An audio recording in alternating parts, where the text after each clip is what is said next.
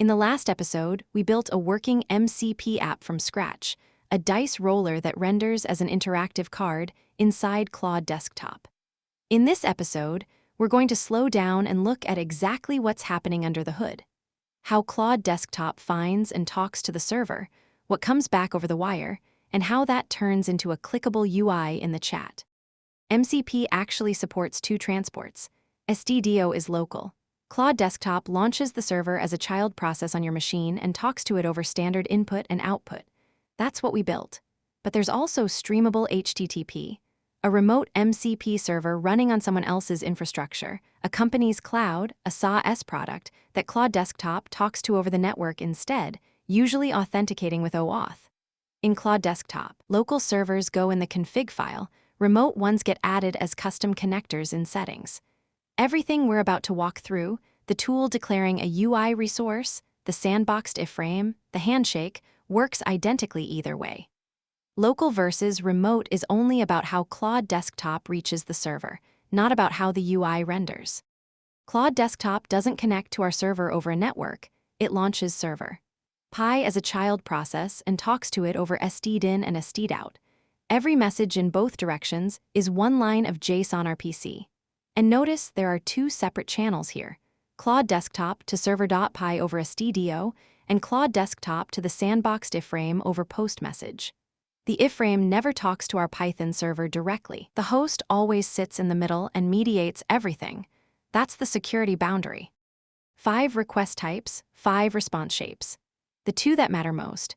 When the host asks for the tool list, our roll dice tool includes a meta.ui.resource URI field. That's the line that says this tool has a UI, go fetch it.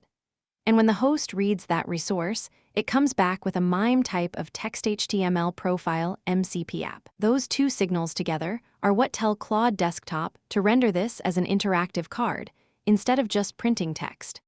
Here's the full life cycle. The model decides to call roll dice. The server responds with structured content.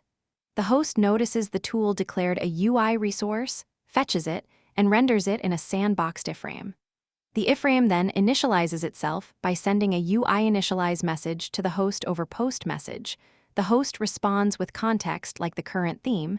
The iframe confirms it's ready, and then the host pushes the actual roll result into the iframe as a notification.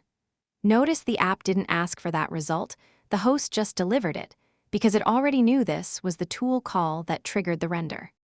This is the half of the story that's easy to miss. Clicking roll again doesn't go back to the model at all. The iframe itself sends a tools call request with its own request ID straight to the host. The host forwards it to server.py, gets a fresh roll, and routes the response back to the iframe by matching that ID. That's what turns this from a one-shot snapshot into an actual interactive app. The UI can keep calling tools on its own. So to recap, local versus remote is just about how Claude Desktop reaches the server. What actually makes an MCP app work is a tool declaring a UI resource, that resource rendering in a sandboxed iframe, and two kinds of tool calls, one pushed by the host when the model calls the tool, and one the app can trigger itself. That's the whole mental model. Next episode, we'll tour some of the official example servers to see this pattern applied to real use cases.